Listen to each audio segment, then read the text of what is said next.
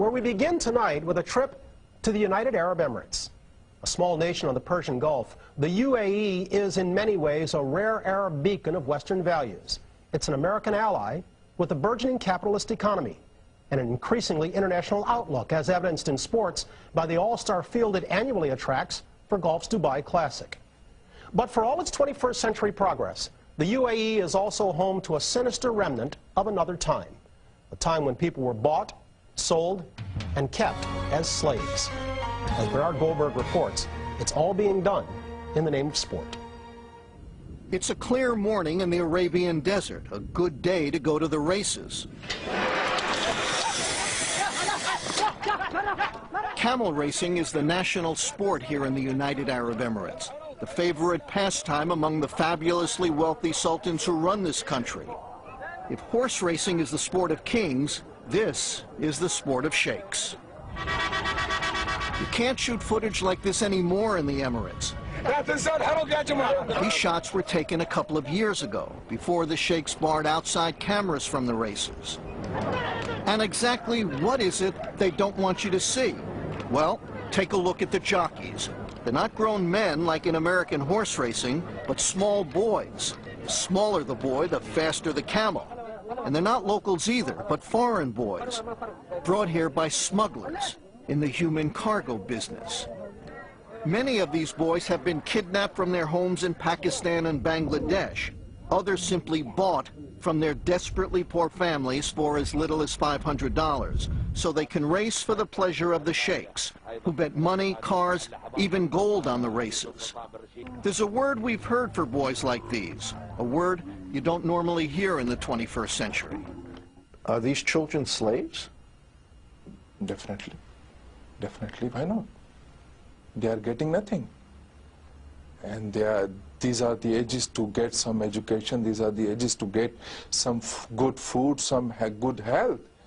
And they are getting nothing.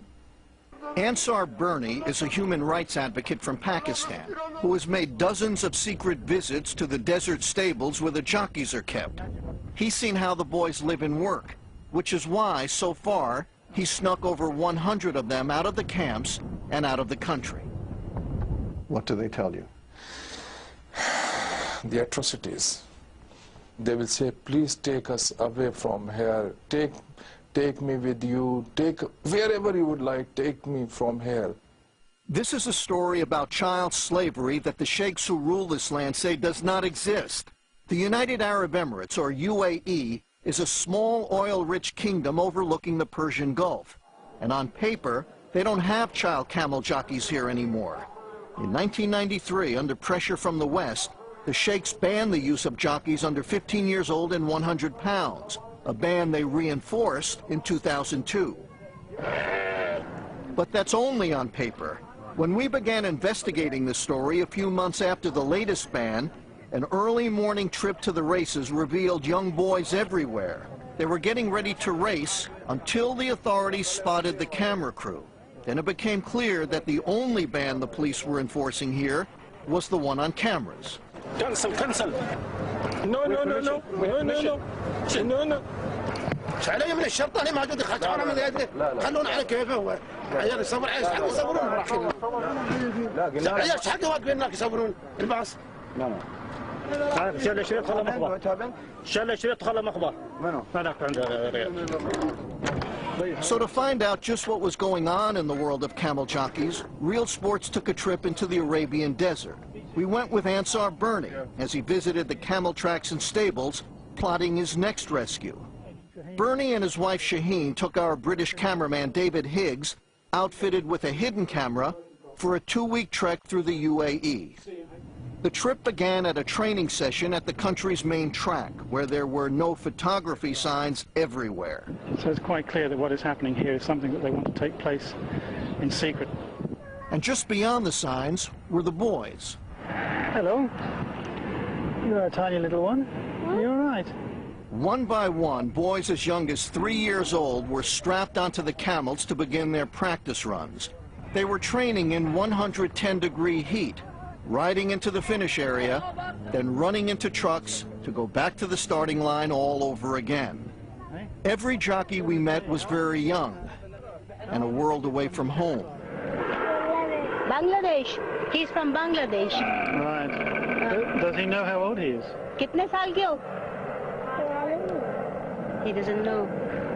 We asked one of the trainers how he felt about the work these boys do.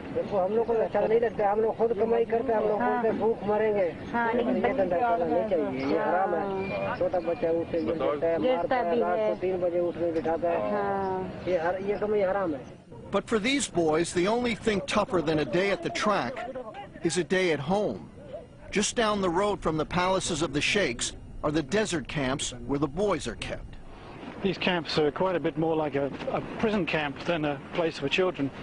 The camps often have no furniture and no electricity, but they do have plenty of barbed wire, just in case the boys get any ideas. And behind the locked gates, you can see them doing every kind of dirty work. So it's clearing up the camel dung. When we met Salim, a camel jockey since he was just 3 years old, he was boiling tea for his masters. Boys like Salim, we were told, are virtually starved to keep their weight down for racing. Oh. They can't take anything, only this biscuit and water and nothing.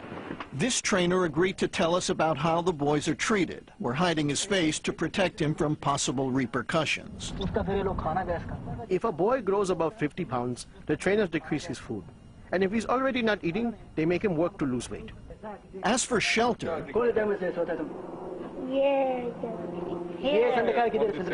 What, here, on the floor? Yeah, on This is where he sleeps. on the sand. Okay, well, it looks like this boy doesn't have a bed. He just lies here on the sand. Yeah, he's telling us he sleeps here. Right, that's where he lies. So if they eat well, if they sleep well, They will gain weight. and that's the worst thing that could happen. They can't gain weight. as bad as it is for some boys, it's even worse for others. Saddam told us his father back in Bangladesh had sold him to the camel camps not for money to feed the family, but for liquor. Now, he's got new problems. Can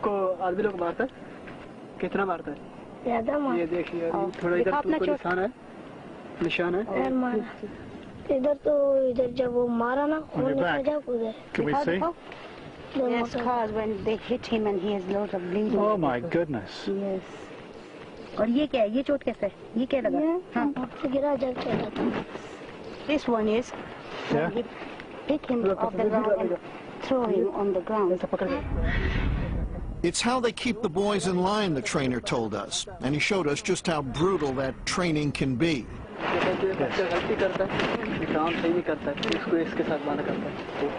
Oh my God! Whenever they're not happy with the child or he makes a mistake, they would tie him with Down to the chains.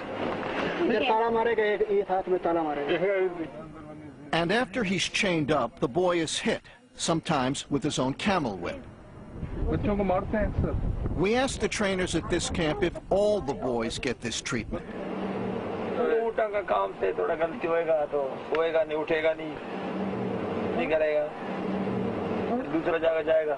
Moments later, one of the boys showed up, and we asked him if he'd rather go home to his family. When this child first came, he was crying for his mother. So the owner said to the trainer, tie him up with rope. He would hit him and say, stop crying, there's no other option for you. Heading to the capital, Abu Dhabi, Ansar Bernie stopped off at the Pakistani embassy, where he learned of one boy who had been sent home just days earlier, in a box. A boy died last week. He's about 5 or 6. He fell down from the camel.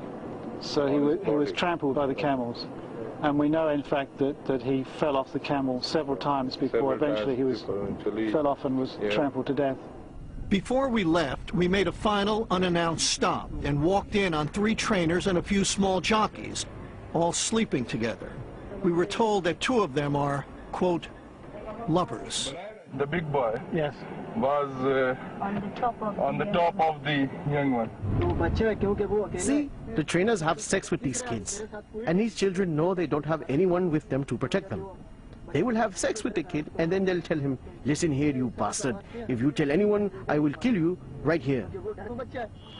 And it's all happening at camps and tracks run by some of the wealthiest people on earth. The ruling families are in charge of the racing industry. Yes. They run the tracks. Yes. They own the camels. Yeah. Do they own the camps with us? Yes. Yes. But if the children are slaves, there's no escaping this. You're saying the rulers of the United Arab Emirates, the sheikhs, Yeah. are the slave traders. Sure. They are. Those who are doing it, they are involved in slave business. They are. The track where we found these boys is run by the royal family of Dubai, the richest of the Emirates. It's the playground of the Crown Prince, known around here simply as Sheikh Mohammed. He's one of the richest and most powerful men in the Middle East, a man whose love of racing stretches far beyond the Arabian desert. Horse racing fans know Sheikh Mohammed as the man who had entries in 4 straight Kentucky Derbies a couple of years ago. Closer to home, he spent untold millions in pursuit of camel racing glory. His family's complex includes a camel hospital, where his camels get the finest medical treatment, while new, faster ones are genetically engineered. These pampered animals train with the best equipment and cool off with daily dips in their very own pools. It's a life of luxury the camel jockeys will never know. So the camels eat better, they live better. If they get sick, they get better treatment. Very better Than the young boys. Yeah. Because according to these sheikhs, these camels are very expensive. But not the human beings, not the children. Yeah, the boys are $500. Yeah. And the camels are in millions. And if you believe the sheikhs, everything we saw in the desert was just a mirage. Listen to the head of the Camel Racing Federation after the latest ban on child jockeys took effect in 2002. He made it sound like we'd have a better chance of finding a waterfall in the desert than finding an underage jockey in his country.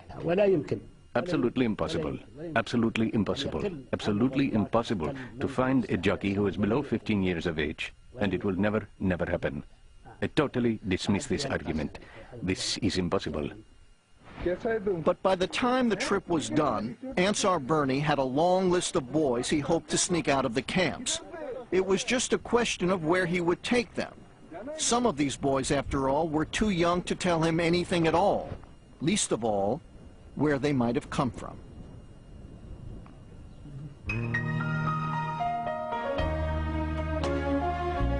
Bernie, UAE officials wouldn't speak with you, but I understand they sent you a letter? Yeah, we tried to talk to them. And for a while, they indicated they would talk to us, but then they just stopped returning our phone calls. But we did get a letter from them just a few days ago. And the letter basically says, we're against this kind of thing. It's against the law in our country. And do you remember the scene in Casablanca where the policeman says, gambling? I'm shocked. Well, this is basically the Casablanca defense, that they're shocked that this is happening in their country, and they are adamantly, they say, against it. That age ban of 2002, was it ever really in effect, or was it always just a guise? It was always on paper. Reinstated in 2002 from 1993. So on paper, they've done all the right things, but the paper never jibed with reality.